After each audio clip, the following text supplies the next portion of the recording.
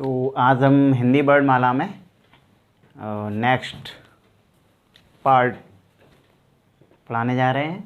वर्णमाला का ये पार्ट 3 है, जिसमें आज हम बताएंगे मतलब ओठ की आकृति के अनुसार बोले जाने वाले स्वर, जीव की क्रिया, जीव के अकॉर्डिंग बोले जाने वाले स्वर, ठीक है, और तालु की स्थिति के आधार पर बोले जाने वाले स्वर। तो सबसे पहले हम समझते हैं ओष्ठ की आकृति के आधार पर स्वर कितने प्रकार के होते हैं। 2 प्रकार के, एक वृत्ताकार और वृत्ताकार।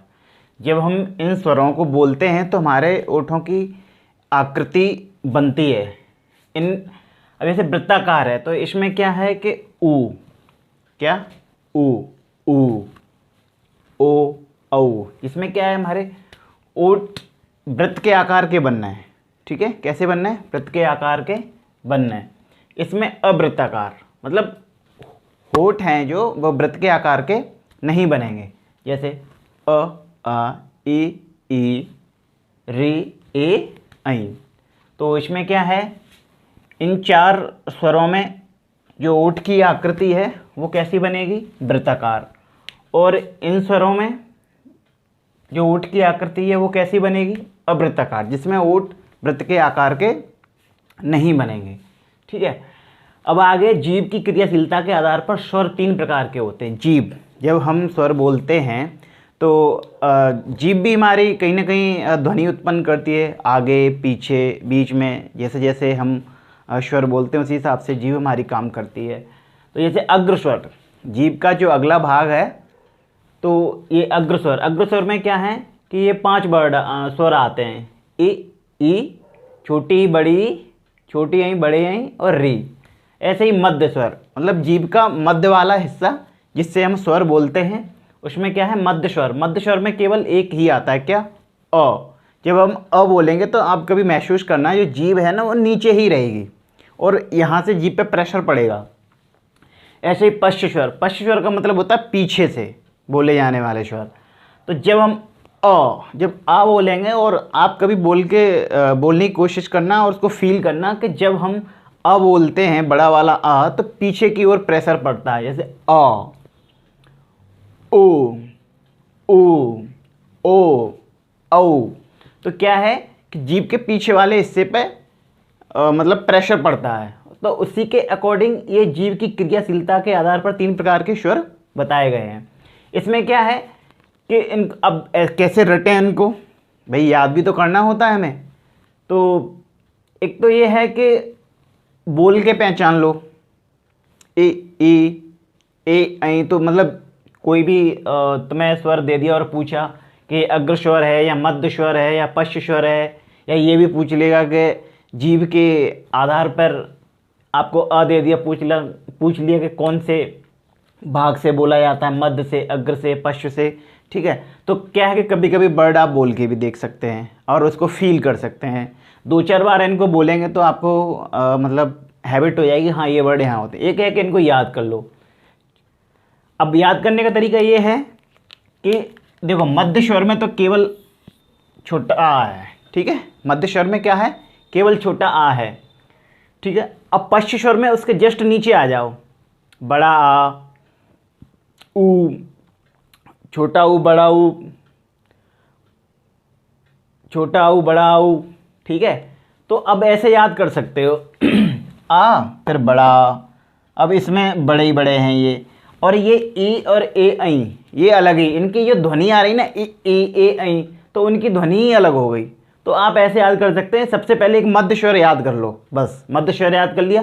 अब अपने ऐसा याद रखो दिमाग में कि जो आ है उसके नीचे ही पश्च स्वर, मतलब उससे पीछे जो आता है तो क्या है? आ, ओ, औ, ठीक है। तो इस तरीके से आप इसको लर्न कर सकते हैं। लर्न करने में कोई ज़्यादा कठिनाई नहीं, केवल आप ये बीच वाला याद कर लो, मध्य स्वर।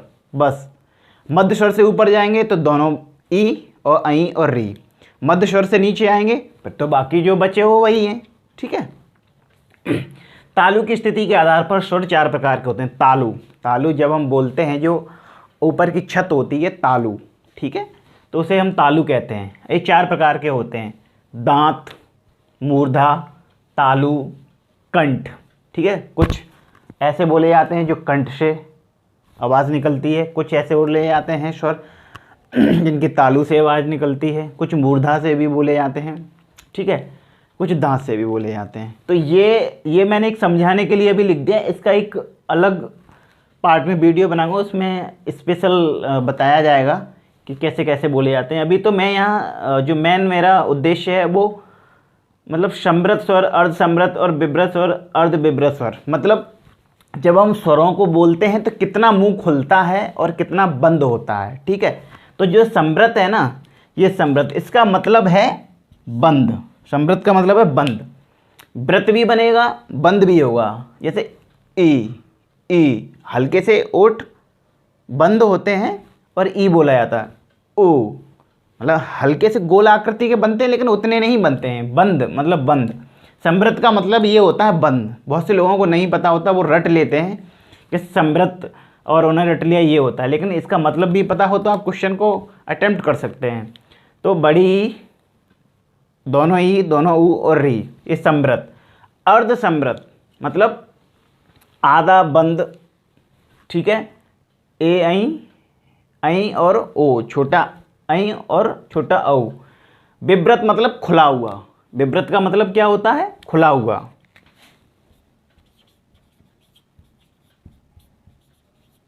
खुला हुआ, समृत का मतलब बंद, ठीक है। विव्रत में एक है आ, ठीक है, देखो हम बोल भी रहे आ। अर्ध विव्रत मतलब आधा खुला हुआ, अ ए औ, ठीक है। तो इस तरीके से हमने ओष्ठ की आकृति के आधार पर स्वर, जीभ की क्रियाशीलता के आधार पर स्वर 3 प्रकार के होते हैं, तालु की स्थिति के आधार पर स्वर 4 प्रकार के होते हैं। कौन से होते हैं, समृत, अर्धसमृत, विव्रत, अर्ध। अब इसमें मुद्दा इसी बात का आ जाता है कि हम इनको लर्न कैसे करें। लर्न करने का सबसे बड़ा है कि हमको रटना पड़ता है, कुछ मत रटिए। देखो विव्रत मतलब खुला हुआ, अब खुले हुए में क्या है कि बड़ा आ रहा है, उसके नीचे छोटा आ रहा है, फिर ए ऐ आ रही है बड़ी वाली और औ आ रहा है, ठीक है। तो इसमें थोड़ा सा टेक्निकल है और कुछ नहीं है, आप लर्न कर सकते हैं। पहले ये वाला लर्न कर लीजिए बस, फिर आप इसको भी लर्न कर सकते हैं। चूँकि बड़ा आ फिर छोटा आ, फिर इसमें दोनों बड़े बड़े हैं, ठीक है। इसमें भी बड़ी ई छोटी ई, छोटा ऊ बड़ा ऊ और री, ए ऐ और ओ। कुछ ज़्यादा डिफ़िकल्ट नहीं, थोड़ा सा अपने हिसाब से भी तुम ट्रिक कोई बना सकते हो, ठीक है। अच्छा, अब क्या है कि एक अनुनासिकता के आधार पर भी स्वर होते हैं। अनुनासिकता के आधार पर एक स्वर होता है जिसे हम अ कहते हैं, ये अ मतलब इसमें भी मुंह खुलता अ, ठीक है। और ये इसमें आता है वृत्ताकार में, ठीक है। अ मतलब इसे एक तरह विदेशी शब्द कहते हैं हम, विदेशी या यूं कह लो अंग्रेजी शब्द, वो अंग्रेजी ही शब्दों में इसका प्रयोग होता है। ये है जो वृत्ताकार में ही बोला जाता है अ, और ये होता भी है, ठीक है। विदेशी या अंग्रेजी शब्द से हम कहते हैं। आज के लिए इतना ही रखते हैं, ठीक है।